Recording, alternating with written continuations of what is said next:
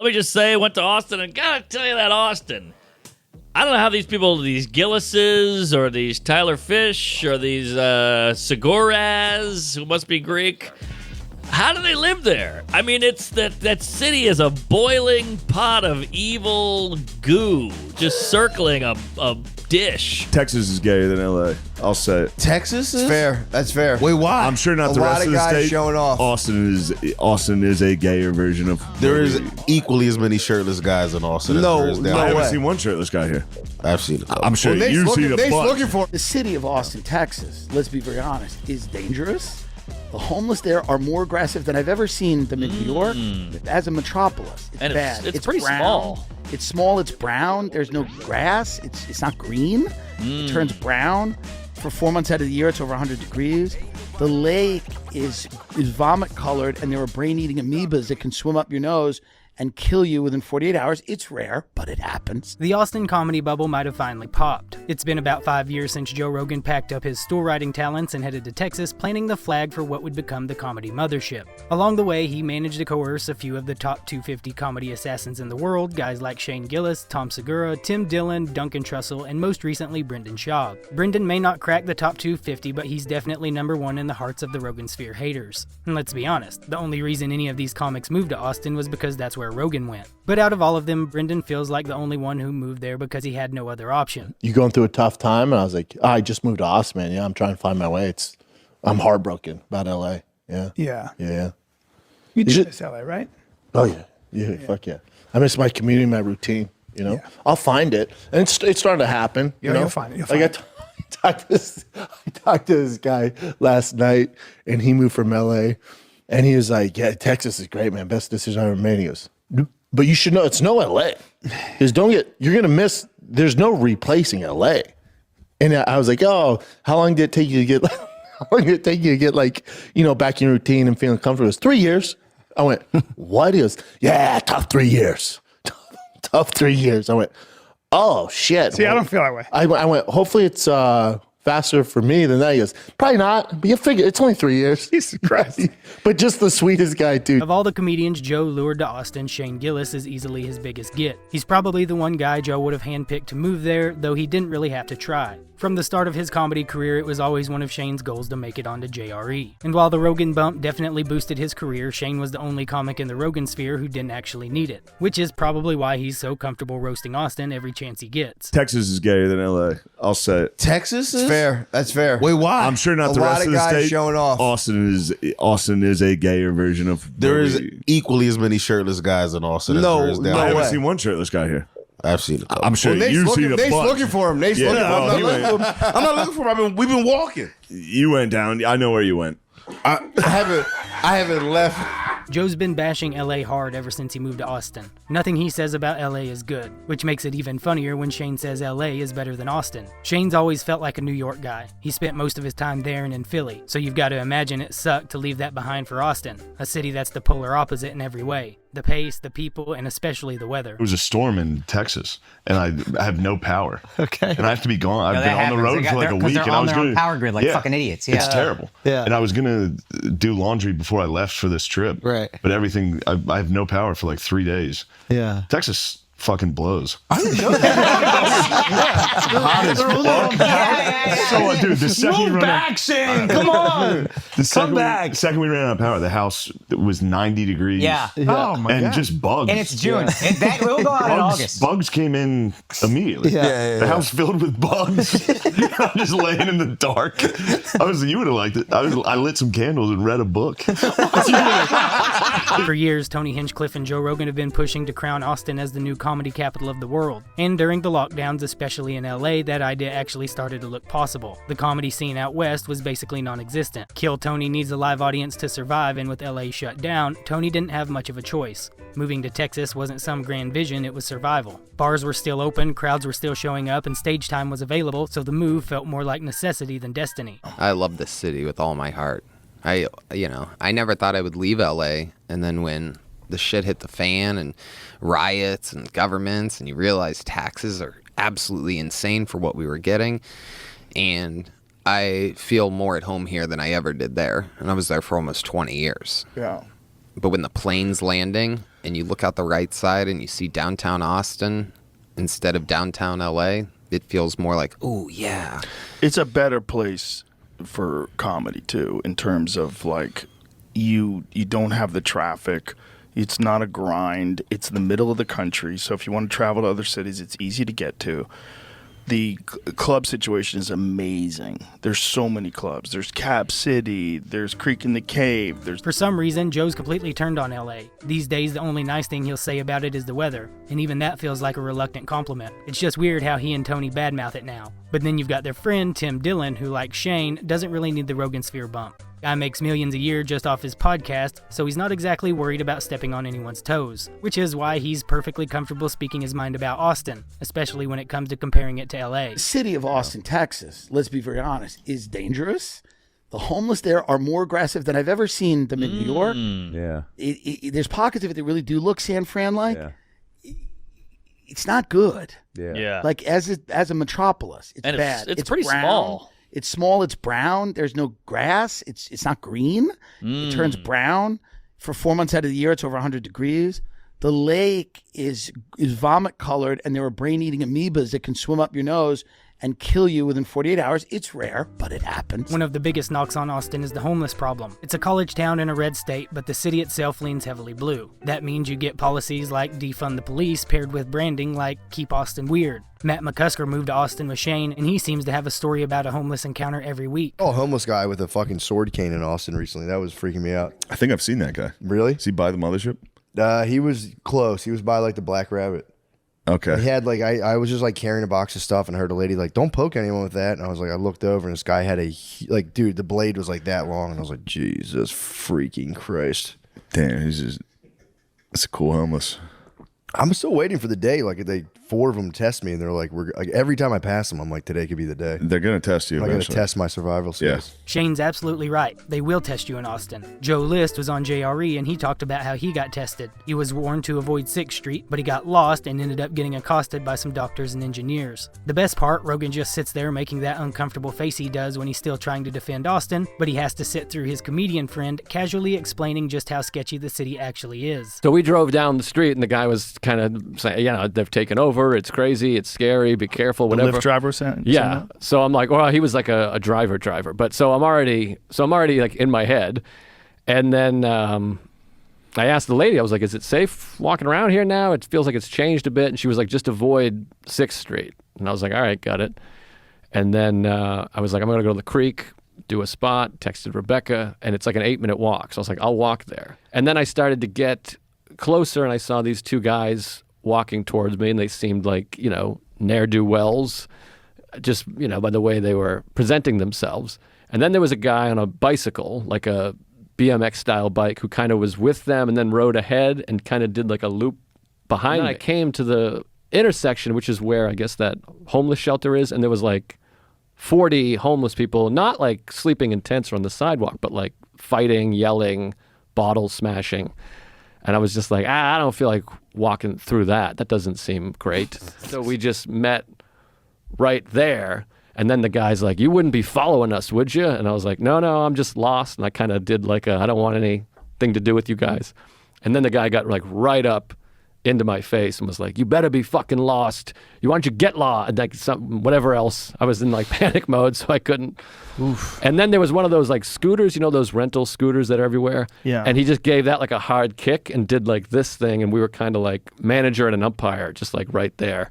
And I went, no, I'm getting out of here. And I just kind of walked around and then swallowed all pride and just went full run. For a lot of the comedians who made the move to Austin, I'm sure it was fun at first. New city, new scene, fresh start. But then reality sets in. 6 months of summer, 6th Street taken over by rogue doctors and engineers, and the barbecue that everyone swears by but secretly just kind of sucks. Shane, though, was pretty much over it from day one. He avoided 6th Street altogether when he first got there. Said it reminded him of Fallujah, which honestly, Fallujah may be generous. Now that you live here, do you get to enjoy 6th Street? I assume you do. I don't love it. I try to avoid it, honestly. It's a weird scene down there. I think the fact that like it's that the club has that incredible security. You know, it's got like rings of steel there. You know, it's like it's like an airport. It's like a fort. You know, it's a lot of different things. And then it's just all of that craziness just in front of chaos. it. Those guys must be like, these guys are trained up. They're professionals. They're looking at that like, I wish I could, jump in on it. Yeah, that's a mess. That's Fallujah. That wasn't the only time Shane compared Austin to Fallujah. During his first appearance on JRE, years before he moved to Austin, they were talking about how insane 6th Street was. If the same stuff was happening in LA, Joe would be calling the government communist and ranting about tyranny. But because it's happening in Austin, he just shrugs it off, calls them knuckleheads, and somehow spins it as a good thing. Like the streets being unsafe is just part of the city's charm now. Makes it more fun. Knuckleheads decided to defund the police, which is a super unwise move. And it gets weird down there. It's like Bonnaroo out there, dude. Everyone's just intense and on drugs. Yeah, it's but you know what? Relatively speaking, it's exciting. Yeah, excited. Yeah, you got a fucking driver and a bodyguard, dude. And you do karate. Yeah, it's fun. I'm walking around just like, dude, I'm gonna get fucked up. Don't walk here. around. You're supposed to. You gotta walk around. Get from the parking lot into the structure, and then from the structure into the parking lot, and then we vacate the area. That's what you do. That's what Yeah, you secure the perimeter of the area with security. Yeah, I like You have doing a lot of comedy shows. in fucking Fallujah. What the fuck, dude? It's part of the fun. It is fun. It is fun, but It is. till it's not. Until it's not. Yes. One But day that's- somebody's not gonna have Yeah, fun. yeah. But that's like part of what the fun is. Like, True. You cannot have light without dark. You cannot have sunshine without rain. If you have sunshine all the time, you have California and everybody's fucked up. Yeah. They don't know what to do. I'm 100% certain you don't need darkness to make a city a fun place to live. At this point, Joe's practically gaslighting himself. He even tried spinning California's good weather as a bad thing. Now that the comedy mothership and the comedians who migrated with it have had time to settle in, the vibe feels different. Not exactly what I think they imagined when this whole Austin experiment started. And it's not just a city. And Soder even said the mothership feels like a clique. The comedy mothership is so tight knit, Right. And I also heard it's not a fun hang if you're an Austin comic. What, the mothership? If you're not like in with Rogan and his crew, if you're coming up, it's not like the Cellar. The Cellar, you could sit at the bar and feel awkward. Yeah. I've heard the mothership, you have to get past Navy SEALs to get into the I green room. love Rogan. I love the club. I think it's perfect, and I don't know what you're talking about. I have no idea, and every time I go there, Fucking- I feel joy in my heart. You fucking Only club that when bootlickers. they go, do you want to? I go yes before they even say, and then I feel joy. Yeah, and he swung me. I'm all in on Trump. Oh my God, dude. Smart guy. Very smart. The atmosphere not being all that welcoming to every comedian is kind of ironic, considering it was supposed to be this fresh start, like this comedy utopia. Mark Norman even said that it feels like some topics are off limits in the comedy mothership green room. As a city, it's just you cannot compare it. Sorry, to New York or Los Angeles. Can't be Nice to compared. hear that. Can't be compared. nice to hear it. I mean, that's not news to anyone, right? I mean, no one. Not to Wow, us. don't say that in the green room of the mothership. Yeah. They'll stab you. Mark Norman's always been outspoken about Austin. And like Tim and Shane, he doesn't really need the Rogan bump anymore to keep the paychecks rolling in, which means he's not afraid to say how he really feels about Austin. Okay, well, let me just say I went to Austin, and gotta tell you that Austin. I don't know how these people, these Gillises, or these Tyler Fish, or these Seguras, who must be Greek, how do they live there? I mean, it's that city is a boiling pot of evil goo just circling a dish.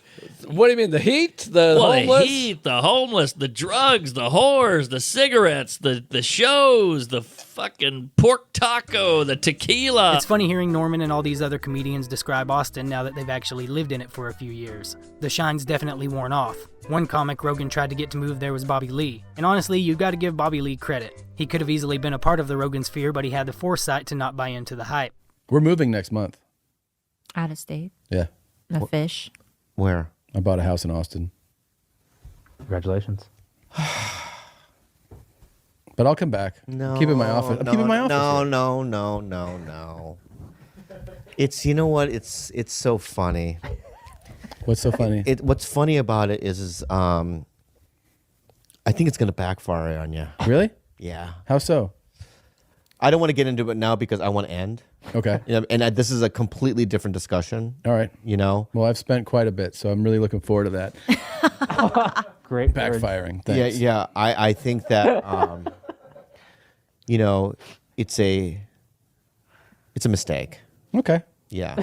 Well, you know, we're leaving in about a month. Yeah, and I have to add on to that, right? Not only is it a mistake, that I think it's you're gonna miss a wave.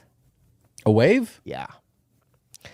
I think you think that the waves are big there, but the waves are popping off here in about a year from now. Yeah, I don't think so. Yeah, I think so. Yeah, I don't. And by the way, Yeah, I trust my judgment a lot more than you. Really? Yeah, and you do too. I think deep down, Bobby was more hurt than anything. A lot of Joe Rogan's career seems to have had a ripple effect on Bobby. He's always been friends with guys in the Rogansphere, but he kept getting caught in the crossfire. First with the whole Carlos Mencia situation, again during the Brendan Schaub subreddit drama, and when his friends started moving away to follow Rogan to Austin, I'm sure he just felt bummed out. When Bobby finally made his return to the JRE nearly a decade after his last appearance, Joe confronted him about talking trash on Austin. You should come. I know you were talking shit about moving to Austin, but listen. No, I didn't. Yeah, you did. I watched the video. No, I didn't. Don't lie. You did. You did. What I I'm said? not fucking moved to Austin. I don't leave my neighborhood. I don't go to Compton. I stay right here. Could I say something? What? You know what, man? No, you know. You know what, man? You know what, man? What? Listen, What? you have to understand what you guys did. What did we do? You guys took half of the talent out. Yeah. So I was just butthurt. We brought another bunch in too. Like Shane Gillis lives here. I know he does. We're doing now. great. I know you guys are killing it. We're having. I went to the so club much last fun. night. Come move here. I know, It's- but you're more than Paulie's thinking about it. Paulie's here a lot. I know. And Paul then was just here the Theo's other day. thinking He's about killing it. Theo's thinking about Right. it. Yeah. They're all just worried that like people go, oh, you moved there to suck on Rogan's nuts. I would never suck your nuts. Joe will do just about anything to convince someone to uproot their life and move to Austin. It's like his own personal side quest. Theo Vaughn never made the move, but Duncan Trussell eventually gave in. Duncan held out for a while, even after Joe literally offered to buy him a house. He even tried to bribe Ari Shaffir with a car. Me and Jack Cornfield. You would love it. You How would love about him. that? Our first episode that convinces you to move to Austin, Texas. I would come to Austin, Texas to Would you meet move? Jack. No. What if I bought your house? Would you live in it? Joe, I love that you would buy me a house, but I wouldn't move. Isn't that what's cool about us? Like, one of the cool things about us is you could say, I will buy you a house. That's not why I would want to be with you for the house. Or I know, man, and I understand. But, like, for me, it's like, off camera, I will talk to you about the reason we made the decision. Yeah. Why you hurting my feelings? It's Lives in New York. Why you New hurting my York. feelings? When I get out of New York, I will. Come move here so you can get a car. Done. Get a space laser. If I buy you a car, will you drive it? Oh yeah. Okay. Oh shit! park it. Your special Okay. comes out. Yeah, my special's out Oh, today. If you that's move right. here, We're Today? promoting it. Yes, yeah, right now. If you move here, I'll buy you a dope car. What's it called? Hold on a U2? second. Hold on. Hold on a second. I You make more money than him. Tim Dillon lasted the shortest amount of time in Austin out of any comedian in the Rogansphere. He moved there and was gone by 2021. It didn't take long for him to realize that Austin's culture was never going to match LA or New York. But I moved here because, first and foremost, I said, something new will be good. I was wrong. So when Joe wants to create a comedy hub here, God bless him, but he's fighting against a current. And cultures matter, and this culture's been around for a very long time. And I have no interest in colonizing a city and making people, making it into a great comedy city. I don't care. The tech people are moving here. They'll have 3D printed brisket. They'll have, the house values will go up. I bought a home here. I'll rent it or I'll keep it. And I'm not worried about that. I think it's a great real estate move. I'm speaking solely about comedy and me and this show. It is not the move. Austin has many of the problems of Los Angeles. A lot of the homeless people. But I gave it some effort. I gave it, I've been downtown 4 or 5 times. That's enough. That's enough. The first time I went down there, homeless people were throwing bottles at us as we walked out of the creek in the cave. I don't give a fuck about Austin. I love Texas. I love the areas around Austin are beautiful. I like Dallas and Houston and Fort Worth, and the audiences are great. But I don't care what happens to the comedy community of Austin, Texas. I don't care. It has been forever a community of sloth-like people. Truly, slugs. And they should have it. It should be for them. Joe Rogan could walk around here and ask people, be like, hey, why don't you write more? Shouldn't you work out? It's not going to work because they're losers. to the bone. These people are losers to the fucking bone. The stench of human failure in this city is so that you cannot breathe. The food is shit. There's 2 places that make good barbecue, and they're not Terry Black's. That's all I got.